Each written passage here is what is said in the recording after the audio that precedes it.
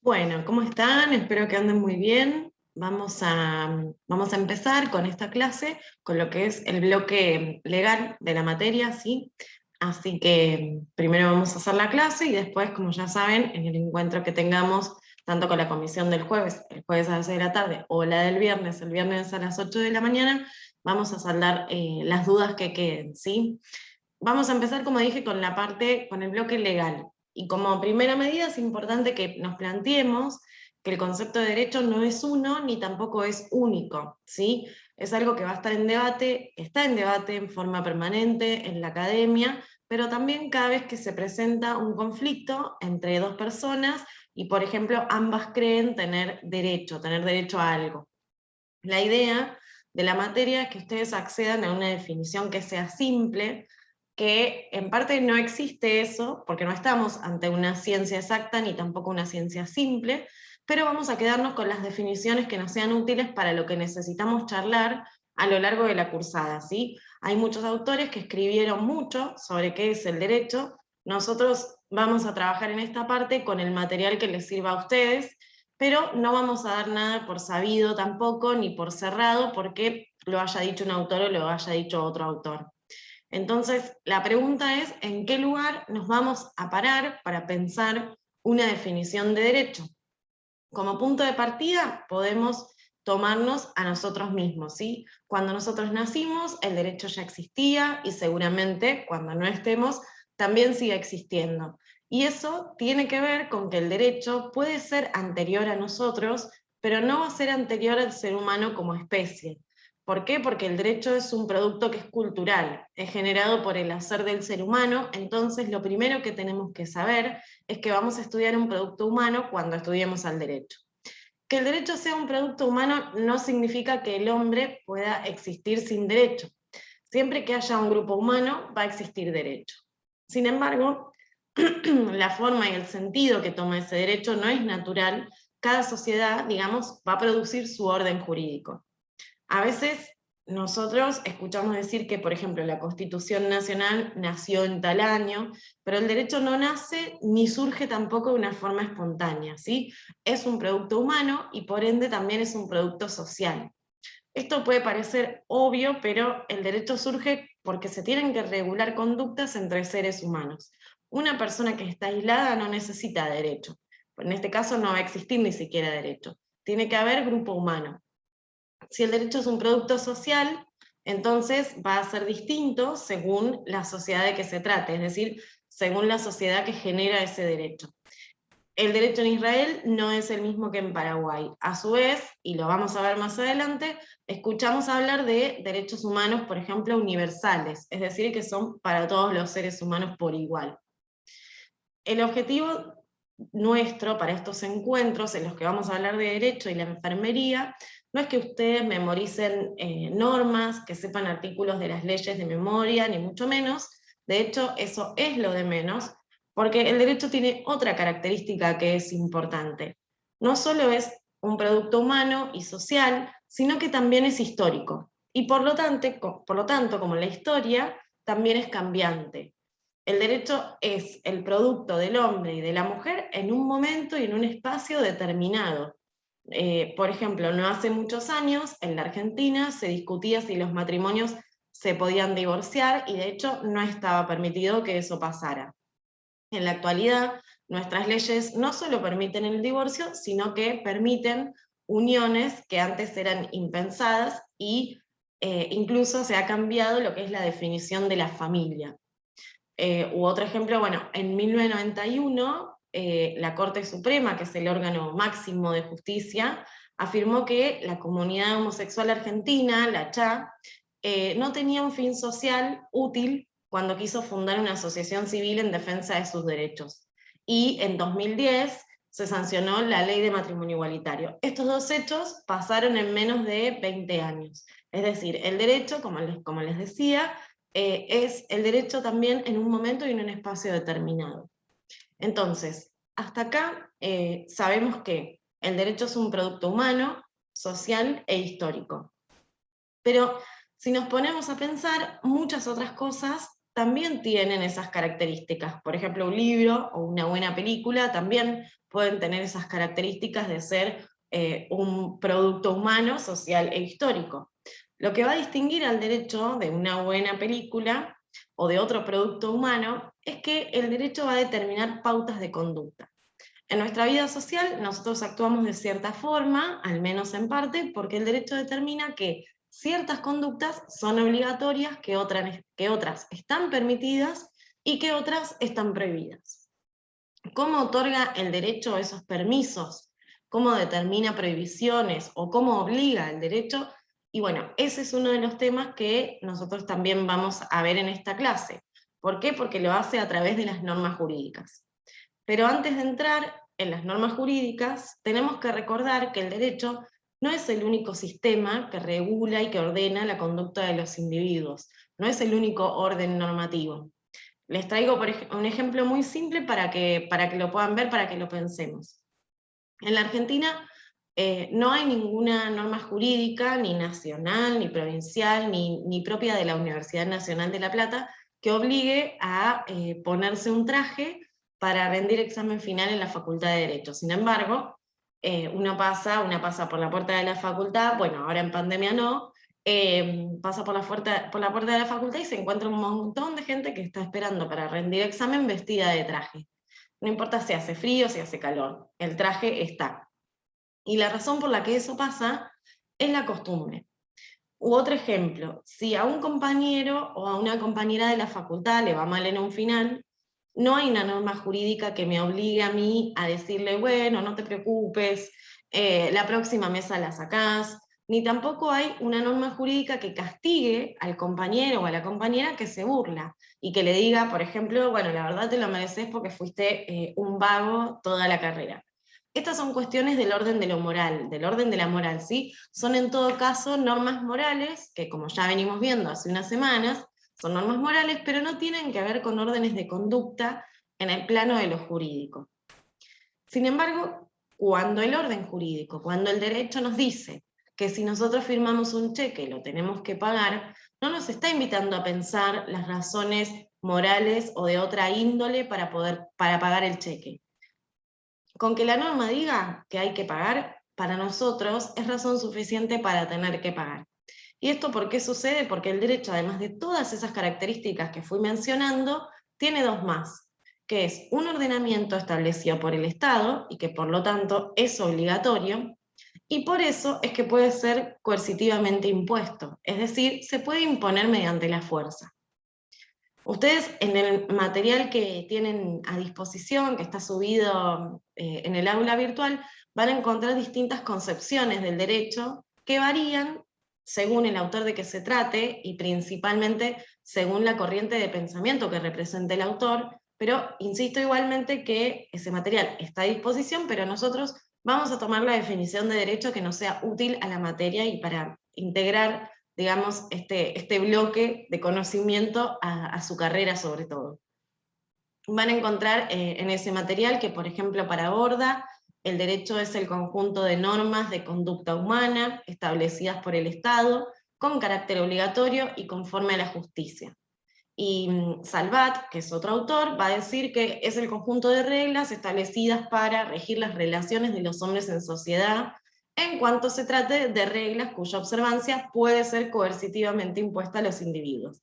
Es decir, como pueden ver, estas definiciones repiten los elementos que yo fui mencionando antes cuando fui construyendo esa definición del derecho. Más allá de la postura que se asuma respecto del derecho y los diferentes conceptos, nosotros podemos empezar a diferenciar al derecho visto desde una óptica objetiva y una subjetiva. Objetivamente podemos caracterizar al derecho como el ordenamiento social justo, es decir, como una regla de conducta que es exterior al hombre o a la mujer a quien se dirige. Por ejemplo, el derecho prohíbe apoderarse de lo ajeno, prohíbe tomar algo que no es tuyo. Y en otro sentido, en el sentido subjetivo, es decir, el derecho visto desde el sujeto, el derecho alude a las prerrogativas que tiene una persona para exigir de los demás un determinado comportamiento, ¿Qué es una prerrogativa? Bueno, es algo que se nos concede, es una facultad, un poder. Entonces, por ejemplo, nosotros como personas tenemos la facultad de gozar, de usar y de disponer de algo que compremos, por ejemplo, de un auto. Estas nociones del derecho, el objetivo y subjetivo, no son opuestas, ¿sí? Tampoco son antagónicas, sino que se van a corresponder y se van a exigir recíprocamente. Dijimos antes también que para el momento en el que nosotros nacimos, el derecho ya existía.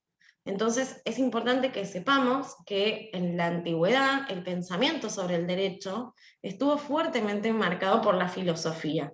¿Sí? No es casualidad que esta materia tenga dos bloques que al principio parecen que están separados, que no tienen nada que ver, pero que sin embargo sí están fuertemente enmarcados por la filosofía.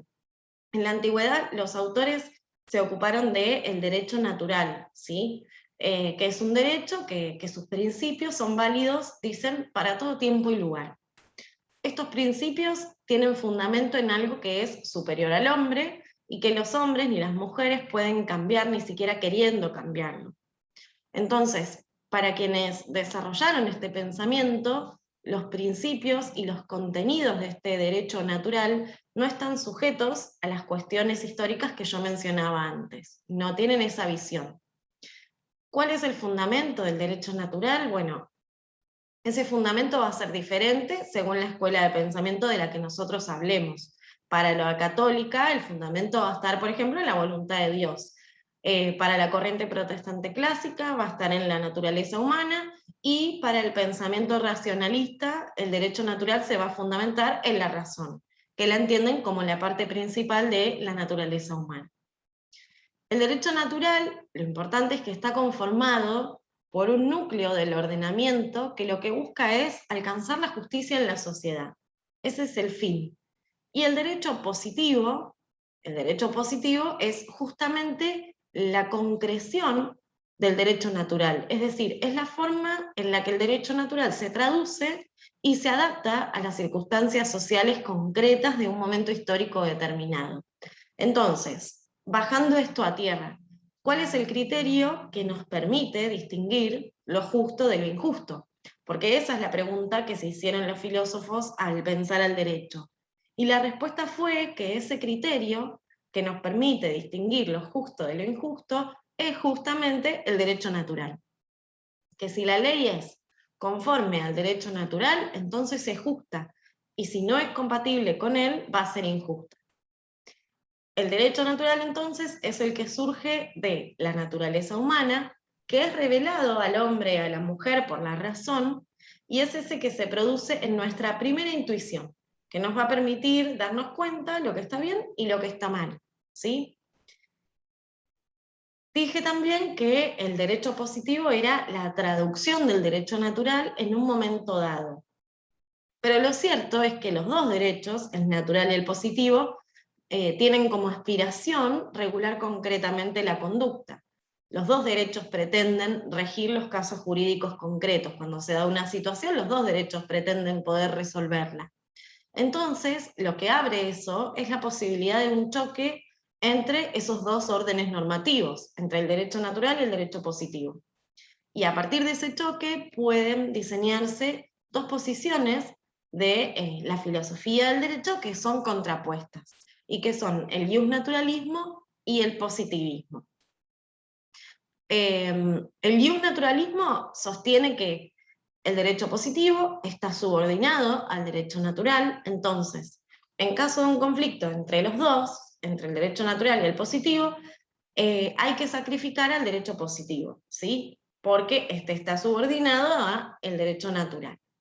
Y el positivismo, al contrario, considera que el verdadero y único derecho es el que históricamente han hecho los hombres. Entonces, ante un conflicto, el que va a predominar es el derecho positivo. Entonces, a grandes rasgos podemos decir que en la modernidad la ciencia jurídica presenta dos vertientes, ¿sí? Que son la anglosajona, que preserva el carácter fundamental de la costumbre, y la continental, o la romana, que es aquella en la que el derecho tiende a identificarse con las leyes, ¿sí? O con otras prescripciones escritas, pero que siempre van a emanar de los órganos del Estado.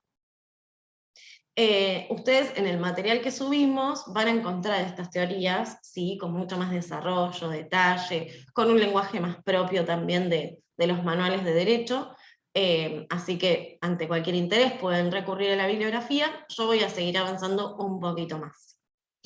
En el programa a ustedes se les pide, en el cronograma de clases, se les pide el tema fuentes del derecho.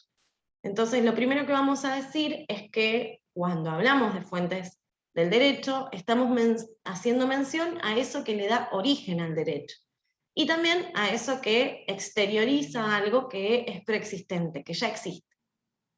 En el derecho, entonces, vamos a hablar de fuentes para referirnos a ¿qué? A los medios de donde se origina el derecho, o como dicen muchos autores, a los medios mediante los cuales se expresa el derecho.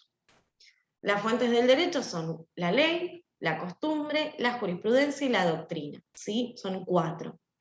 Vamos a ver rápidamente en qué consiste cada una de ellas.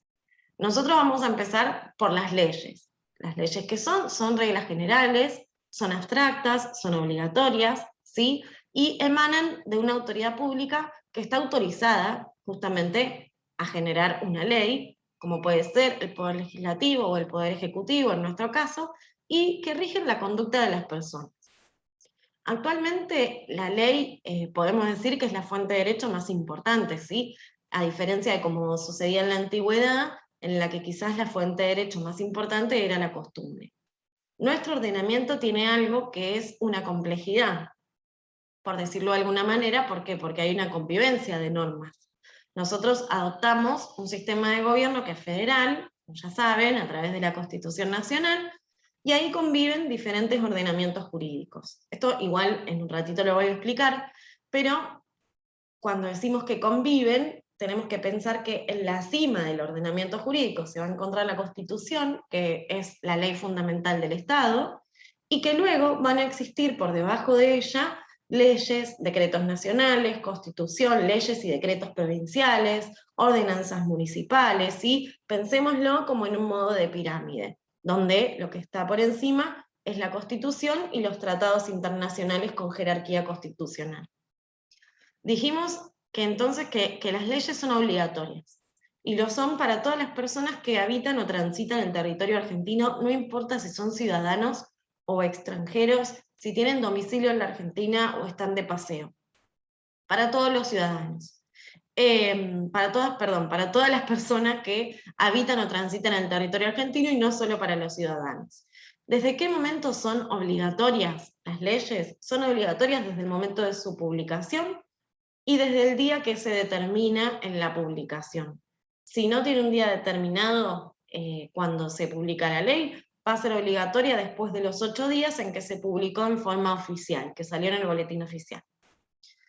Algo que también es importante es que las leyes no tienen efecto retroactivo, es decir, sus efectos, los efectos de una ley, nunca van a ir para atrás o nunca van a recaer sobre hechos que sucedieron mientras otra norma estaba vigente, ¿sí? Que esto tiene algunas excepciones, pero la norma general es esta, después veremos las excepciones. Y por último, existe algo que se llama el principio de inexcusabilidad, y significa ese principio, que va a ser muy importante para nosotros en la materia, que no podemos decir que no conocemos una ley para excusarnos por haberla cumplido. No podemos decir, yo no sabía que esto era ilegal. No sirve como argumento para excusarnos por haber incumplido una norma. Siguiendo con las fuentes del derecho, dijimos que la costumbre es otra fuente de derecho, y nos referimos a la costumbre jurídica, ¿sí? Es decir, a la conducta repetida en la que existe conciencia de obligatoriedad, como vimos por ejemplo en el caso de los estudiantes de Derecho y el uso del traje, que hay una conciencia de que es obligatorio cuando no lo es, ¿sí? La costumbre es entonces la forma espontánea en la que se expresa el derecho, mientras que la ley es la forma reflexiva y consciente en la que se expresa el derecho. ¿Por qué reflexiva? Bueno, porque atraviesa los órganos del Estado hasta llegar a su final sanción. Y en la costumbre eso no es así. Entonces, en la costumbre además vamos a tener 2 elementos, el elemento objetivo y el elemento subjetivo. ¿Cuál es el elemento objetivo? Bueno, es la serie de actos, esos actos que son parecidos y que se repiten constantemente. Y el elemento subjetivo va a contener eso que diferencia a la costumbre simple, a la costumbre más simple de la costumbre jurídica, que es esa convicción que hay en la persona de que los actos que se están haciendo responden a una necesidad jurídica, es decir, esa conciencia de que lo que estoy haciendo lo hago porque es obligatorio, cuando en realidad es costumbre. Nuestro ordenamiento jurídico dice que la costumbre es vinculante, o sea, podemos hacernos esta pregunta: ¿la costumbre es obligatoria? ¿Esta costumbre jurídica es obligatoria como lo es la ley? Bueno, nuestro ordenamiento jurídico dice que la costumbre es vinculante cuando la ley o los interesados, en un caso concreto, se refieren a ella, o en situaciones que no están regladas mediante una ley, y siempre que esa costumbre no sea contraria al derecho o al orden público, ¿sí?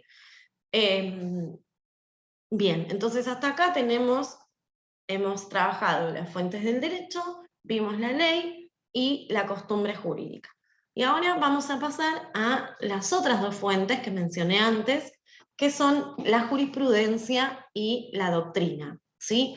Que son palabras que tal vez ustedes ya no tengan tan presentes porque son más propias del derecho. Entonces, cuando hablamos de jurisprudencia, estamos hablando de ¿qué? Estamos hablando de la fuerza de convicción, ¿sí?, que surge de las decisiones judiciales que son concordantes sobre un mismo tema. ¿Qué significa esto? A ver, los jueces resuelven, ¿sí?, toman decisiones. Como sabemos, toman decisiones sobre casos concretos, ¿sí? Nunca resuelven cosas generales, siempre casos concretos. Pero el tema de fondo en el que se resuelve puede ser el mismo, aunque cambien los actores, aunque cambie el momento, o aunque haya otras características del caso.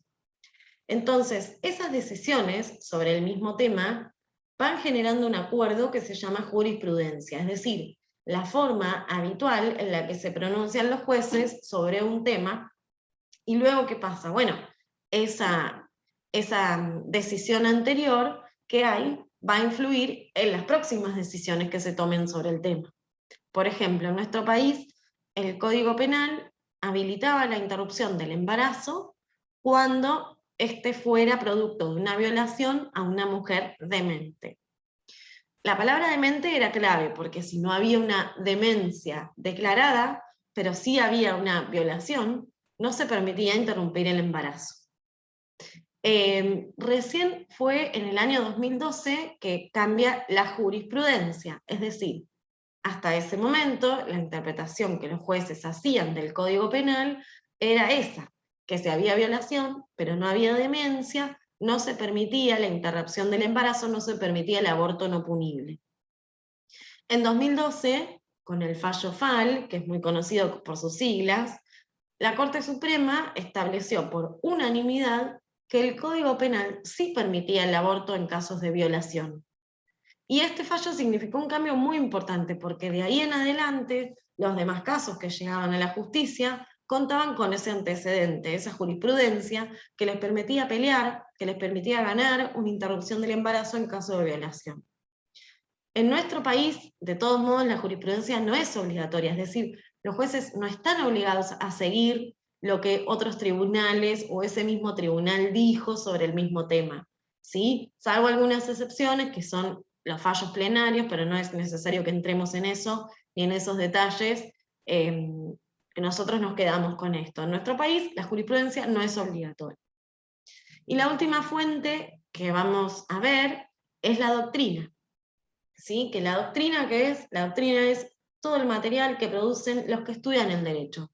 Todas las definiciones, todos los principios, los fundamentos que se van desarrollando alrededor del derecho y que los jueces usan para fundamentar sus decisiones, que nosotros leemos para estudiar. Es decir, es una fuente del derecho, ¿por qué? Porque al pensar el derecho, permite, ese trabajo de pensarlo, permite generar un nuevo y más derecho, ¿sí? Pero no es una fuente formal, ni es una fuente obligatoria como lo es la ley, ¿sí?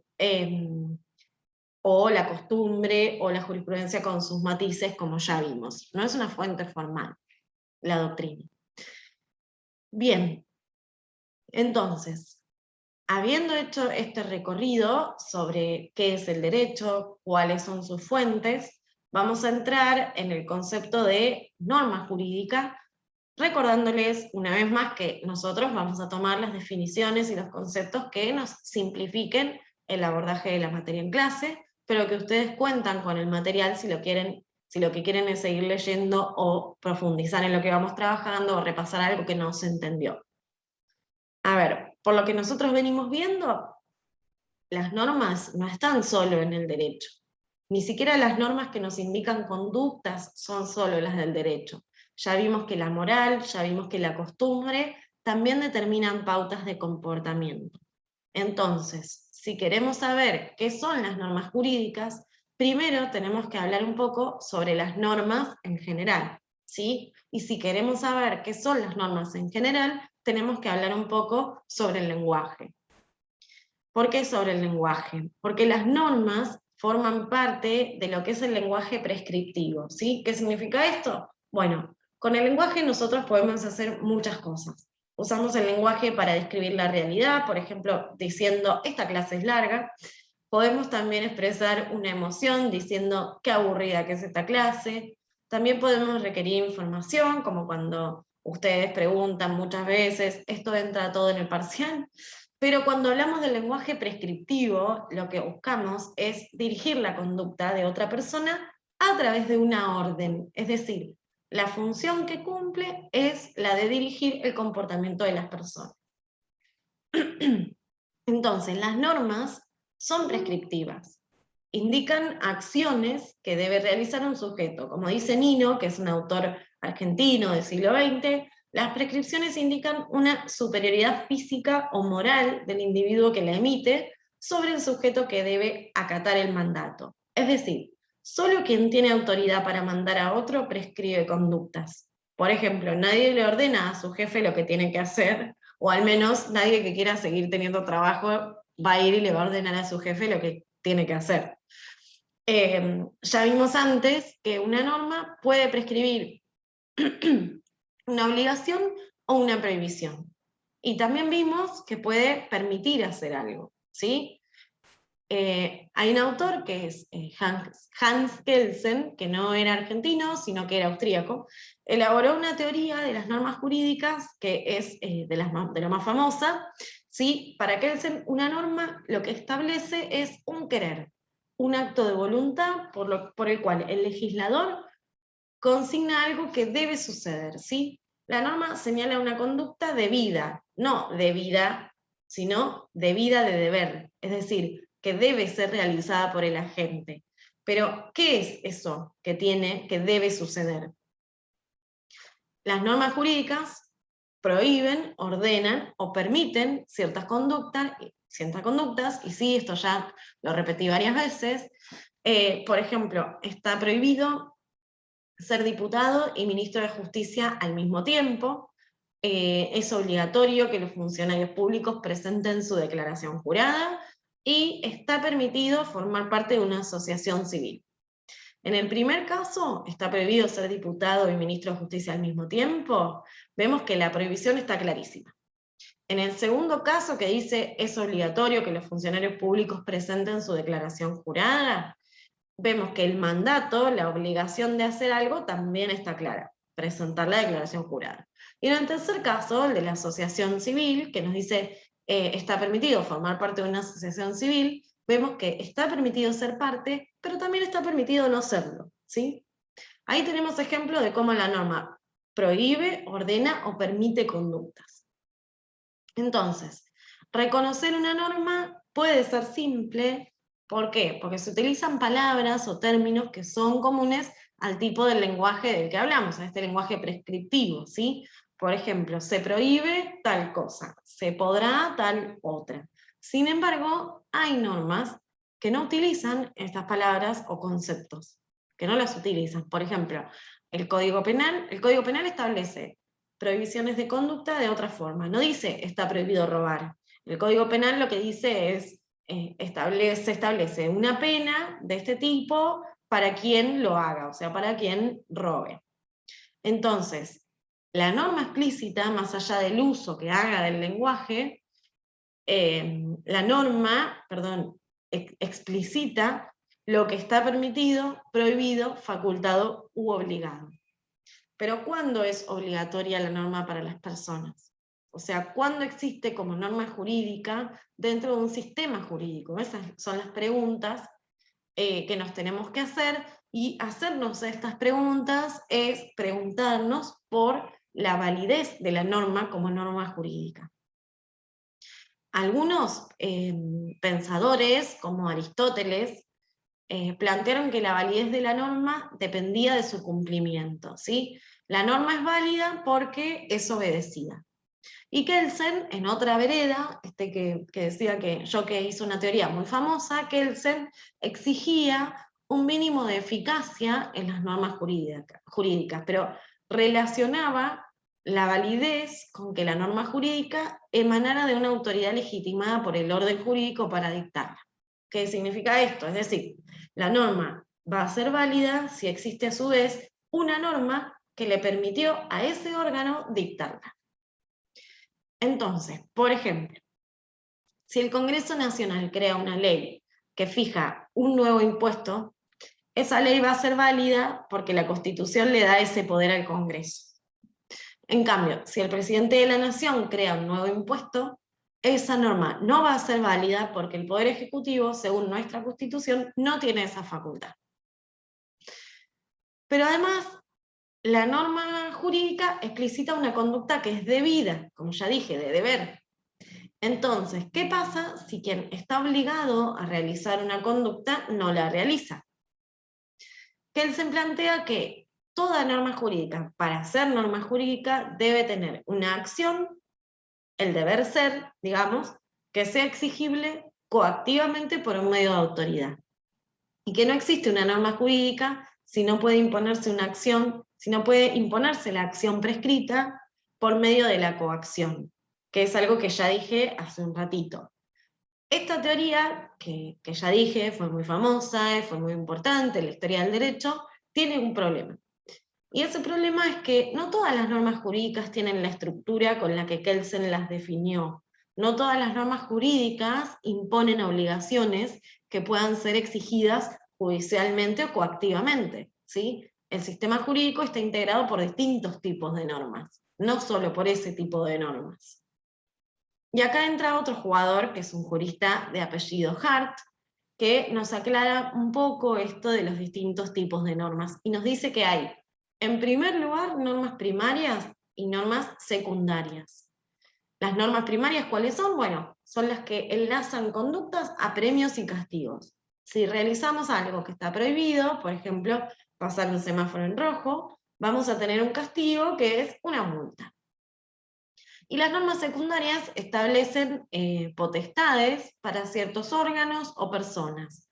O sea, tratan sobre cómo operan las normas primarias y le dan potestad, por ejemplo, a un juzgado de faltas para hacer cumplir la norma primaria y que podamos ir a defendernos de nuestras multas de tránsito.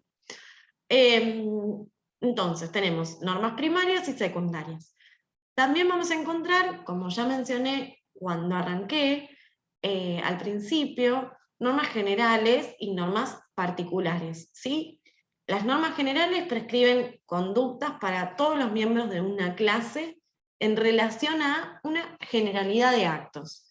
Por ejemplo, ningún habitante de la nación puede ser condenado sin un juicio previo. Eso es una norma general. ¿Y cuándo una norma es particular? Bueno, lo va a hacer cuando está dirigida exclusivamente a una persona o a un grupo de personas determinado, en concreto y por un acto específico. Por ejemplo, una sentencia judicial. Toda sentencia judicial es una norma jurídica particular que obliga, que permite o que prohíbe un acto. Por ejemplo, cuando se fija una cuota alimentaria a pagar por el padre o madre que no convive con el niño, esa cuota alimentaria, esa sentencia que fija la cuota alimentaria, es una norma particular. Si el juez dicta las normas jurídicas particulares, como acabo de decir, ¿quién dicta las normas generales? Bueno, el Congreso de la Nación, y ese poder le está dado a través de una norma fundamental, que es la Constitución argentina, y que hacia ahí voy ahora, ¿sí? Constitución Nacional del país. Como ya dije, es la norma base por excelencia, y de sus principios es que se desprenden, digamos, las restantes normas que van a ir, que vamos a ir en realidad trabajando durante el curso. Cada provincia regula además su propia constitución como una atribución de poder no delegado por las provincias en el Estado Nacional, pero su estructura dogmática responde a los trazos de la Constitución Nacional. ¿Qué es la estructura dogmática? Bueno, la Constitución se divide en dos partes que están bien marcadas, ¿sí? Una es la parte dogmática, en la que se reconocen los derechos y las garantías enumerados, por ejemplo, el derecho a trabajar, a votar, etc. Y una parte orgánica en la que se determina la organización del Estado, la división de poderes, ¿sí? Seguramente ustedes ya en la escuela o en la vida misma habrán visto que la Constitución Nacional además tiene un preámbulo que es parte del cuerpo de la Constitución, y en el que también se expresa la parte dogmática, ¿sí? También se reconocen en el preámbulo derechos y garantías. Además, los autores siempre han distinguido dos tipos de normas en la Constitución.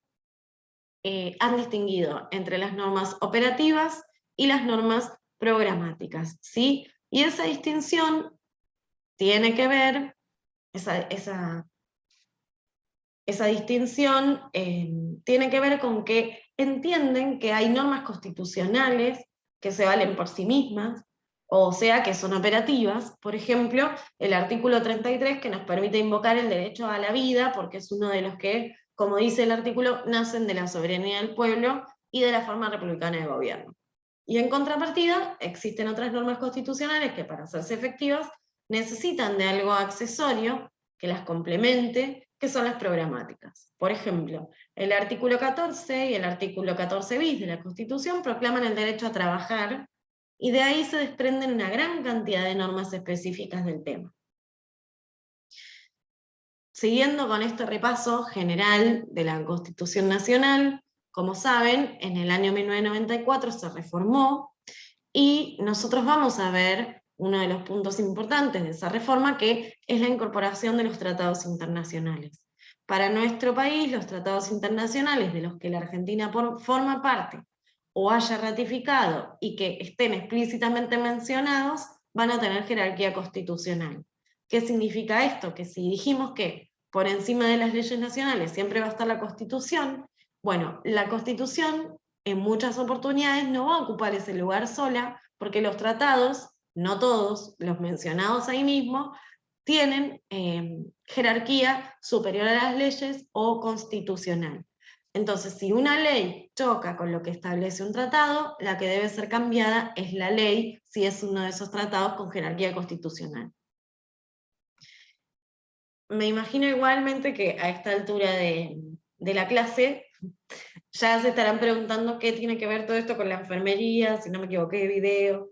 La realidad es que tiene mucho que ver, ¿sí? Veamos un ejemplo muy concreto. Ustedes están trabajando en un hospital, y ante una falta que cometen, se la sanciona. Cuando les notifican que son sancionadas, la autoridad olvida decirles a ustedes que tienen la posibilidad de presentar un descargo dentro de los 3 días siguientes y defenderse. Ustedes, como no saben que tienen esa posibilidad, no lo hacen, no se defienden. El hospital los sanciona y envía el expediente al Ministerio de Salud. El Ministerio de Salud lo que va a hacer va a anular esa sanción, la va a anular. ¿Por qué la va a anular? Porque cuando la autoridad del hospital no les dio a ustedes la posibilidad de hacer su descargo, lo que estaba haciendo era violando un derecho constitucional, que es el derecho a defenderse en juicio del artículo 17 de la Constitución. Y quizás la sanción estaba bien puesta, porque ustedes habían cometido una falta que debía ser sancionada, pero al violar un derecho constitucional, eso debe ser anulado. Y un ejemplo parecido podemos dar respecto de los tratados internacionales. Bueno, podemos dar distintos ejemplos. Todo lo que estamos charlando hoy, todo lo que yo traté de volcar en la clase de hoy, es importante desde dos planos. Primero, porque la profesión con la que ustedes eligieron, que ustedes están formando, implica trabajar con personas. Y muchas veces esas personas van a llegar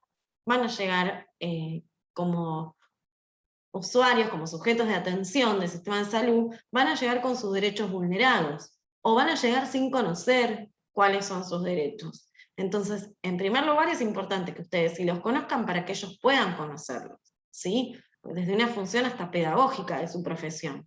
Y en segundo lugar, porque ustedes van a ser enfermeros, enfermeras, es decir, además de ser personas y de tener solamente derechos por ser personas, van a ser trabajadores y trabajadoras del sistema de salud. Y tienen derechos específicos, que nosotros vamos a ver en detalle, tienen derecho a hacer uso de esos derechos específicos, lo que les va a permitir ejercer la profesión de una forma mucho más libre, menos condicionada, ¿sí?, por otras profesiones, y bueno, y principalmente con seguridad, mucho más cuidado. Algo que todavía no dije respecto de las leyes es que la ley tiene la característica de ser permanente hasta que otra ley o hasta que otro conjunto de leyes de igual carácter la deroga o las deroga, ¿sí? Y esto nace del principio que establece que la ley posterior deroga a la anterior.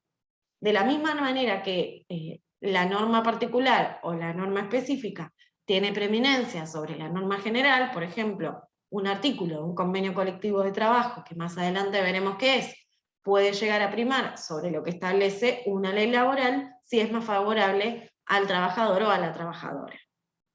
Y además, una ley puede tener un plazo determinado. Por ejemplo, la ley de emergencia sanitaria, que viene rigiendo nuestra realidad desde ya hace más de un año, que ahora fue extendida, tenía un plazo determinado, ¿sí? Es decir, tenía un efecto con relación al tiempo. O también pueden hacer para regir determinado territorio. Por ejemplo, puede haber una ley nacional de emergencia ambiental por los incendios en la provincia de Córdoba o en la provincia de Chubut.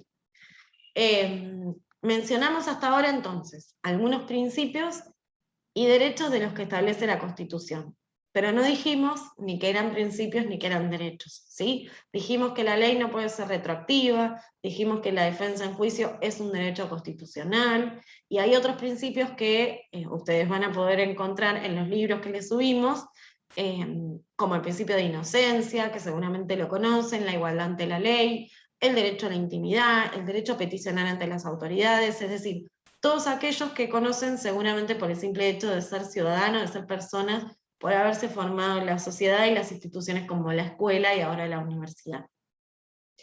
Y lo que vamos a ver ahora, creo ya como última cuestión, es algo que puede ser más práctico y que nos responde a las preguntas de ¿a dónde y a quién el enfermero o la enfermera tiene que recurrir para hacer efectivo un derecho que cree que le corresponde, ¿sí? ¿Quiénes son las autoridades legitimadas para actuar cuando el enfermero o cuando la enfermera incumple una norma? Para responder estas preguntas, y siguiendo con temas del derecho constitucional, nosotros necesitamos ver dos conceptos importantes: el concepto de jurisdicción y el concepto de competencia. Primero vamos a ir con las definiciones y después voy a traerles algunos ejemplos para que se entienda. La jurisdicción es un concepto abstracto, ¿sí? Y se refiere a un poder que es el del Estado, entendiéndolo al Estado en forma general, decimos el Estado comprendiendo al Poder Ejecutivo, al Judicial y al Legislativo, ¿sí? Es un poder que es del Estado. Y la competencia es el ámbito funcional en el cual una autoridad determinada ejerce su función o su cometido. Entonces, la competencia se va a referir a la aptitud de un órgano o de una persona para entender en determinado tema. Entonces, si a ustedes el día de mañana, por ejemplo, los despiden de su trabajo en una forma injusta y ustedes quieren reclamar, van a ir a demandar a su empleador a un tribunal laboral, ¿sí? El tribunal laboral tiene la competencia cuando se trata de un despido, así como un juzgado de familia tiene la competencia si ustedes quisieran divorciarse. Si entendemos esto, pasamos entonces a un ejemplo de qué es la jurisdicción y volvemos al ejemplo del despido. tanto un tribunal laboral de Necochea como un tribunal laboral de La Plata son competentes si el caso es un despido. Pero los dos no tienen competencia, porque si el despido se produjo en La Plata, en el tribunal en el que se debe desplegar esa actuación de justicia es en La Plata. Entonces, se suele decir que la competencia es la medida de la jurisdicción, ¿sí? Porque como dijimos, la jurisdicción es el poder que le otorga el Estado a un órgano para aplicar las leyes. Pero la competencia lo que hace es delimitar ese poder y nos permite saber a dónde y ante quién ir. Lo va a hacer en función de la materia, por ejemplo, laboral, familia, lo va a hacer en función del territorio, ¿sí? Si el hecho se produjo en La Plata, será La Plata. Entonces va a ser la medida lo que va a delimitar a ese poder que es la jurisdicción. Entonces, para poner un ejemplo que salga de tribunales, pensemos que cuando el Poder Ejecutivo, perdón, cuando el Poder Legislativo, provincial o nacional, en su oportunidad sancionó las leyes de enfermería, la 12.245 o la 24.004, cada uno lo hizo investido de legalidad y legitimidad, porque ambos órganos, los dos, tienen la suficiente competencia y la jurisdicción necesaria para instrumentar la norma dirigida a todos y todas los profesionales de la enfermería. O un ejemplo más fácil, trabajando en la facultad, yo tengo el poder de poner notas, ¿sí? Y los docentes de otras materias también tienen el mismo poder de poner notas. Ahora, yo no puedo basarme en ese poder para ir a poner una nota en otra materia, porque no tengo competencia. A mí tengo el mismo poder que otros docentes, pero mi competencia es en estas materias, que es aspectos éticos y legales de la práctica profesional. Y sobre esto último, tengan siempre presente que hay dos derechos que implican muchísimas acciones y que están cubiertos de muchas garantías, que son la base mínima para que salgan a ejercer ustedes la profesión, que son el derecho al trabajo y el derecho y la libertad de asociarse con fines lícitos. Y con esto ya termino de verdad. No hay un artículo de la Constitución que sea más importante que otro, pero sí hay uno en particular que, bueno, lo tienen que saber a rajatabla, que es el artículo 14 bis. ¿Por qué lo tienen que saber? Porque les va a servir para ustedes, ¿sí? En el artículo 14 bis, ustedes que tienen la base mínima con la que cuentan como trabajadores y trabajadoras, ahí se reconoce su derecho a trabajar y se establece que el trabajo en todas sus formas tiene la protección de las leyes. Se establece también que esa protección incluye que puedan trabajar en condiciones dignas y de equidad, que tienen derecho a una jornada limitada, al descanso, a las vacaciones pagas, que la retribución por su trabajo, o sea, el salario, tiene que ser justo. Se establece el salario mínimo vital y móvil, se establece igual remuneración por igual tarea. Es un artículo largo, contempla muchas cosas, pero quiero destacar también que se consagra el derecho a huelga, algo que es fundamental, porque si no hay derecho a reclamar, entonces no hay forma de que se puedan hacer cumplir esos otros derechos que establece la Constitución. Y se consagra también su derecho como trabajadores, como trabajadoras, a organizarse sindicalmente. Y esto es fundamental. Después cada una ve si participa gremialmente o no, si está afiliado al sindicato porque le interesa o porque tiene un buen camping o buenos servicios. No importa, cada cual personalmente entiende que es mejor, pero lo que sí es siempre importante recordar es que ustedes tienen que saber que el Estado es el que les tiene que garantizar ese derecho a trabajar y a reclamar cuando sea por motivos laborales, aun cuando es el mismo Estado su empleador, que es algo que seguramente a muchas de ustedes les va a pasar, que el Estado sea su empleador. Bueno, después de esta larga clase, este largo video, espero que lo puedan ver y los espero el jueves y el viernes a cada una de las comisiones con las preguntas o dudas que hayan surgido o lo que no se haya entendido. Y recuerden que junto con este video tienen a disposición todo el material bibliográfico o lo que necesiten para profundizar. En esta parte, en este bloque de la materia, les vamos a ir subiendo muchos manuales, ¿sí?